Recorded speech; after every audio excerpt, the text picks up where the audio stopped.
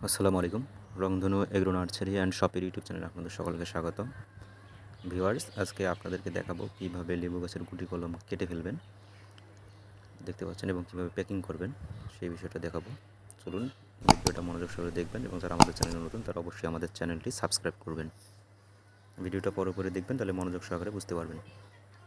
তাহলে এই অবস্থায় হলে যখন দেখবেন শিকড় এসে গেছে, তখন এইভাবে কেটে নেবেন ডালটাকে। দেখুন কলমের ঠিক নিচে কেটে নেবেন এটাকে, দেখতে পাচ্ছেন একদম শিকড়ের ঠিক নিচের অংশে কেটে নেবেন।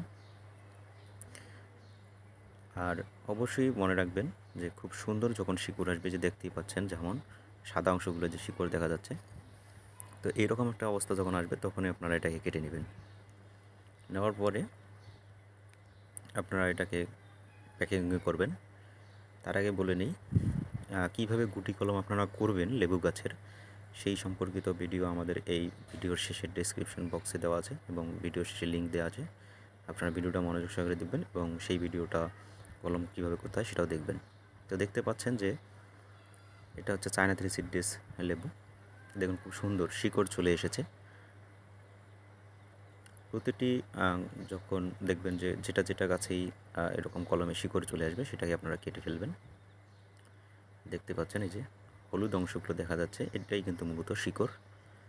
বৃষ্টি যদি হয়, তো বৃষ্টির সময় যদি আপনারা কলম করেন, সেক্ষেত্রে খুব দ্রুত কলমের শিকড় আসে, 1 মাস লাগে। আর যদি বৃষ্টি ছাড়া এমনিতে খরার সময় হয়, সেক্ষেত্রে একটু সময় লাগে, 40 দিন বা 50 দিন লাগতে পারে। আমাদের এগুলো প্রায় 40-45 দিন লাগছে, কারণ খরার সময় আমরা এগুলো কলম করেছিলাম। দেখতে পাচ্ছেন খুব সুন্দর শিকড় চলে এসেছে, যার কারণে এগুলো কেটে ফেলা হলো। এখন দেখুন কিভাবে আসলে এটাকে ভিতরের অংশটা দেখুন কীভাবে শিকড়টা হয়েছে। পলিথিনটা এভাবে ঠিক খুলে ফেলবেন, দেখছেন এই যে পলিথিনটা ঠিক এভাবে খুলে ফেলবেন, এবং দেখতে পাচ্ছেন খুব সুন্দর শিকড় চলে এসেছে। ঠিক এটাকেই এখন আমরা প্যাকে ঢুকাবো, আমরা বস্তা করব, বস্তার ভিতর ঢুকাবো। অনেকেই হতে পারে যে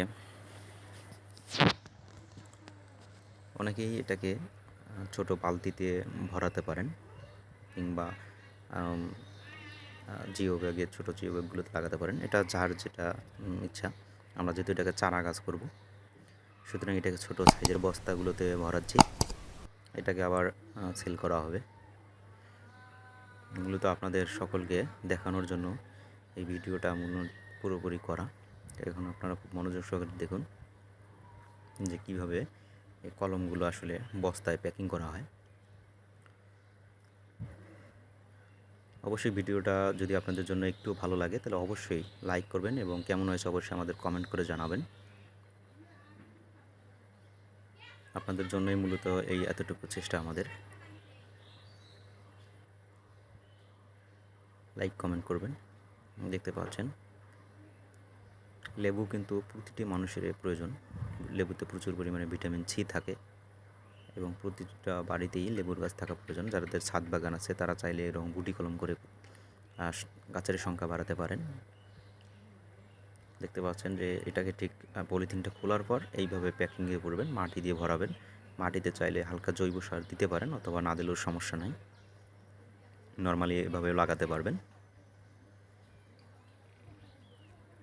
দেখতে পাচ্ছেন যে খুব সুন্দর করে এটাকে চাপ দিয়ে দিবেন মাটিটাকে, যাতে করে খুলে না যায়।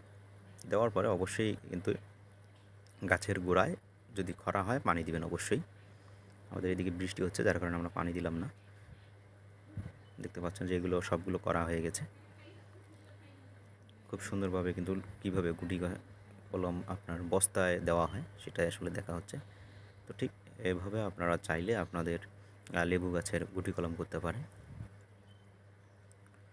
এই দেখুন লেবু সহ এটা আসলে দেওয়া হয়েছে। ভালো লাগলে অবশ্যই